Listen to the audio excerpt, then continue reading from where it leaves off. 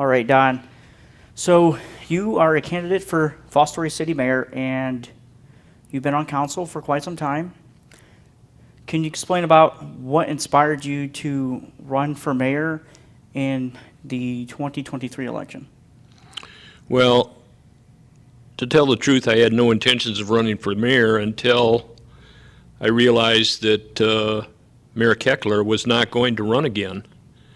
And I looked around and decided that somebody needed to step up to the plate who had some knowledge and capability and had done some homework, and decided that I had to run because the city has too much good going for it that we can't afford to go backwards. So I want to see these projects that have been initiated come to fruition. I want to see the city get out of fiscal emergency. I want to see the splash pad built. I want to see the overpass built. I want to see the recycling come back. We've just got too many good things going on. So that's the reason I stepped up to the plate and decided to run for mayor. And you've been on council for quite some time, so you have some experience on council. And when you came to council, did you understand everything that was happening in the city? And it took you some time to learn how council works and how the city government works, because coming from off the streets into a council position, I believe you was appointed, you had very rare little knowledge, but you quickly learned and adapted and started making changes. And one of the things that you're really passionate about this year, especially at the beginning of the year, was recycling, something that you really worked forward towards with the the Seneca Sandusky County Solid Waste District is getting us a recycling facility. So can you explain about how that all transpired? And that's one of your projects that you've been working on here this year alone, which is a big project.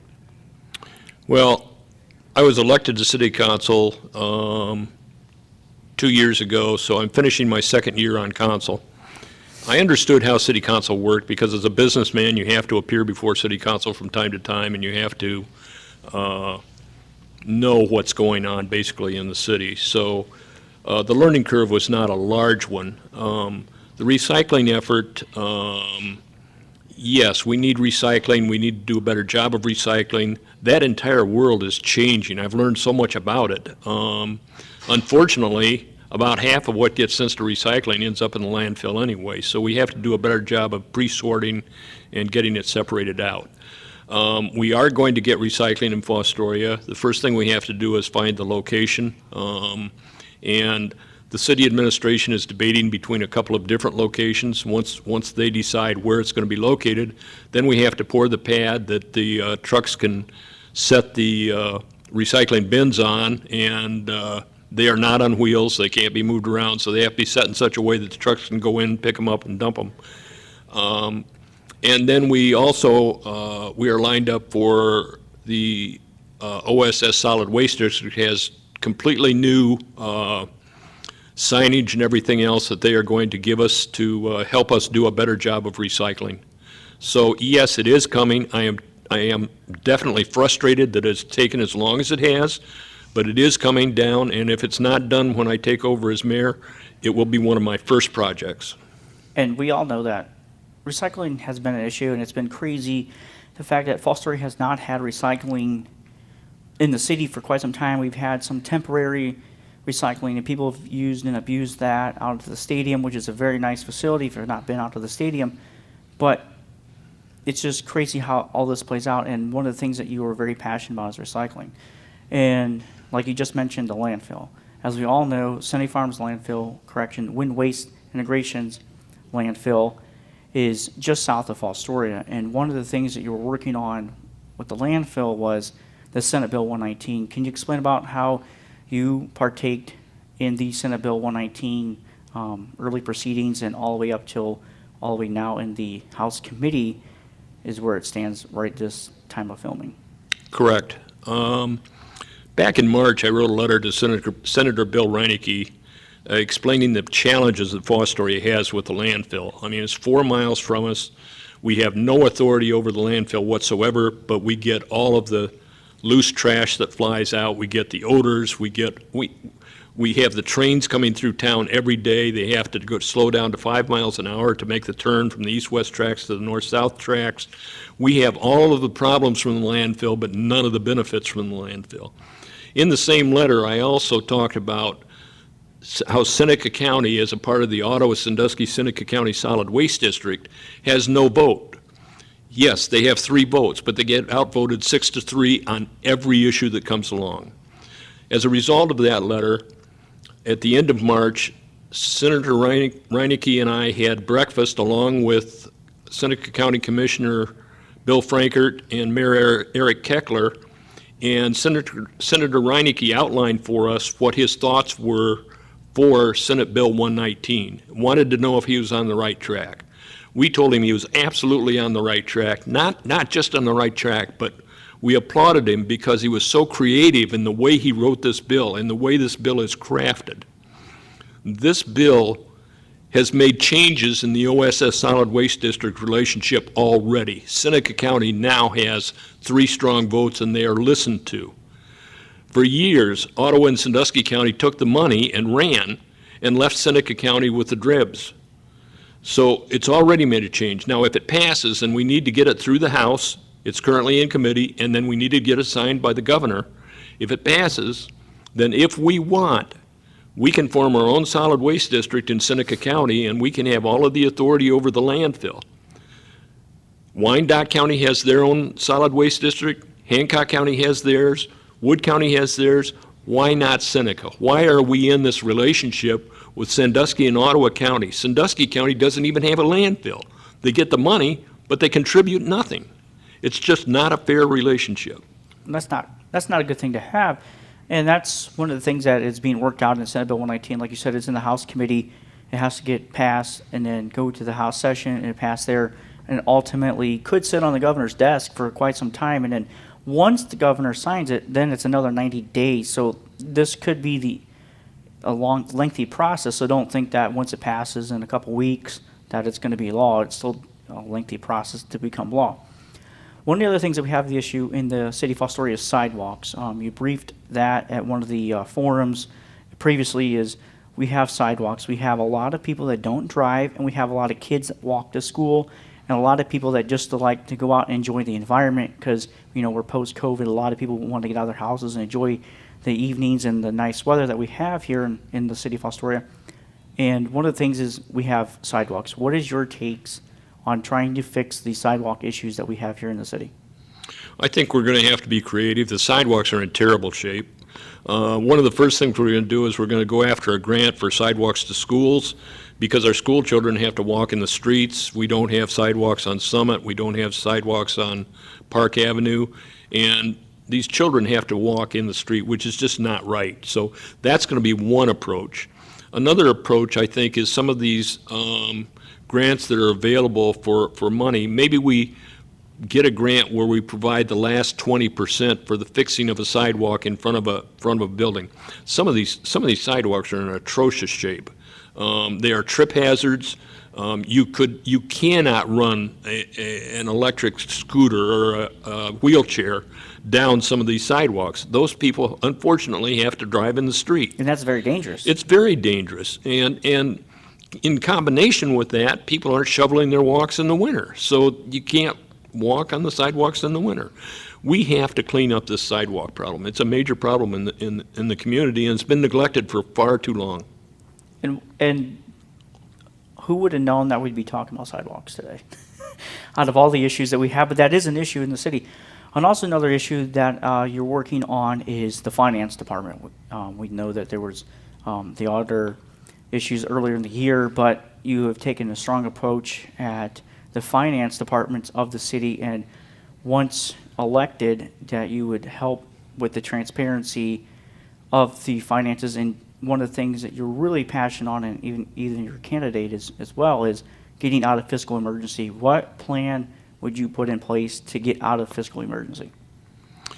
Well, we took a big step when we hired a competent finance director. That was absolutely the first requirement.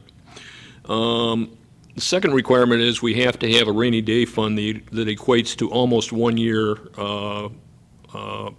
financial budget for the city. We're approaching that, but we're not quite there yet. We should be able to get there in the next year or so.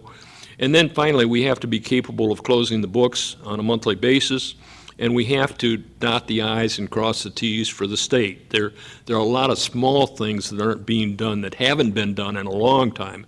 And I'm talking, almost the entire time that Mayor Keckler has been mayor, we've been in financial emergency, and those things have not been done. We're finally in a position with a qualified finance director that we can begin to make headway there. I'm hoping that by the end of the first year of my administration, we will be out of fiscal emergency. And we want to stay out of fiscal emergency. We don't want to get out and drop back in. And the state doesn't want us to drop back in either. And another thing about city government is we have these things called public-private partnerships where the city can't do everything. We need help. And one of the private partnerships that we have is FEDC. We have the Chamber. We have the Senate County Commissioner's Office. And we have other community agencies like the Foster United Way and other things like that. What is your take on the public-private partnerships that would ultimately help your administration, but at the end of the day, help the constituents here in the city of Fostoria? Well, we've got wonderful public-private partnerships right now. I mean, look at the Fostoria Garden Club that takes care of all of our entrances to the city and all of our downtown flowers, and they just do a magnificent job, and they don't get thanked often enough. Look at the Arts Club that puts in the bicycles downtown with the baskets with the flowers and puts on the concerts. Another great public-private partnership. Look at the Geary Family YMCA taking care of Foundation Park, and that park is in the best shape it's been in a long time, and they do a great job for it. And the city supports them with their fundraiser to offset the cost for that. That's another great one. FEDC is a wonderful partnership. We pay for a membership, as we should, along with a lot of the industries in town who also pay memberships. Correct. And look at the overpass that we're going to build. The city's not contributing $1 to that overpass project. That is phenomenal. Normally, the city would have to pay 20% of that cost. The rest of the cost was raised because we asked the railroads to pitch in, and they did. Fostoria is a rail city, so the railroads were very helpful in bringing that entire project to fruition. And one of the things is we are Rail City, USA. We're very known for the railroad. So, and one of the things that the parks here that we have is the Fostoria Rail Park, and a lot of people from all over the country come to Fostoria, Ohio to watch trains. Who would know? Unbelievable, unbelievable. You talk to some of those people and they travel huge distances, and They even spend the night, spend the whole weekend. Oh, yes, Holiday a lot of weekend, them do. Memorial weekend, they're here in Fostoria. and we can improve some of the amenities out there without spending very much money at all and make it even more comfortable for them. And they will come and they will spend the night, they will eat in our restaurants, they will spend money in our community. Yes, another great public-private partnership between the Rail Preservation Society and the City of Fostoria. And one of the other things is been a very big topic here in the city is parks. We have lots of parks. Some of them are in good shape, some are in bad shape. One of the issues we had this year was Jackson Street Park being vandalized a lot. The city went out, fixed it, got vandalized again, but again, now the cities took a very proactive approach to vandalism. They fixed the lighting, they're fixing the equipment, but again, the city has parks, but they're trying to fix the parks, and they're fixing it, but they're getting vandalized, so again, we're wasting money fixing it and getting vandalized again. What is your take on the parks and trying to make them better? Well, I think there are two things that we're going to have to do with our parks. Number one, we're going to have to add more lighting, and number two, we're going to have to add more cameras. The vandals are very few in number, but we've got to put a stop to it. And we can do that if we can catch them, and then we should prosecute them. We should teach them a lesson that there is that when they do vandalism, they'll pay a price. But the answer, I think, is lights and cameras, and we will be putting more of those up. And again, the city has started that process, just FYI, and it's a very costly project because you have to work, again, with AEP, the street department, all of the entities. So again, it's not like you just go out and put up a pole and put a light on it. It takes a lot of time, and one of the things in government is things work very slow. Is there any way that you could try to make projects that you have and all these ideas you have in a timely manner? I'm not sure I know the definition of timely, but the slowness with which government acts is extremely frustrating, and it can be speeded up. There is no question about that. We had a great suggestion at the council meeting last Tuesday night. Why don't we use game cameras, which can be placed in trees and other places? They have night vision.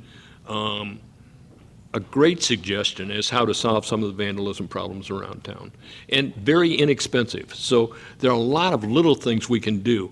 The good thing that we have going is we have a lot of building blocks upon which to build that will allow us to accelerate some of these projects faster than what we've done in the past. And real quick before we leave, Fostoria has a very good public safety forces. Oh, Police absolutely. and fire. If elected, let me restate that. The Fostoria has a very good public safety forces, and what could you and your administration help to make those public safety forces better and more efficient? Well, they are excellent today. I mean, they're both very good. I think the one thing that we could do is pay for more training. I think that, I'm not saying they're undertrained, I just think they need the opportunity for more training, and need to keep up to speed with things that are coming down the pike, like we've got the solar eclipse coming next year. It could be a bomb, we may have a cloudy day, or we may have a lot of people in the area, but we need to be prepared for it. So I think, you know, first I applaud the safety forces. I applaud all of the city employees. I mean, we've got a great group of employees who do a great job. So I look forward to working with them and leading them. I think the opportunity for more training and for more schooling is one thing that we're going to put an emphasis on. Yes. And the other thing is, before we leave, would you like to say anything, buddy, to the voters voting for you possibly here and be then our next mayor in the city of Fostoria? Well, I look forward to being the mayor of Fostoria, and I would ask for your vote. I look forward to working with the council candidates. I think we have 3 good candidates running for 3 open positions, and I think that you will see a lot of action next year if I get elected, and I look forward to leading the city and working with all of the employees in the city. So I would ask for your vote on November 7th or before if you vote early, and I would thank you very much for that.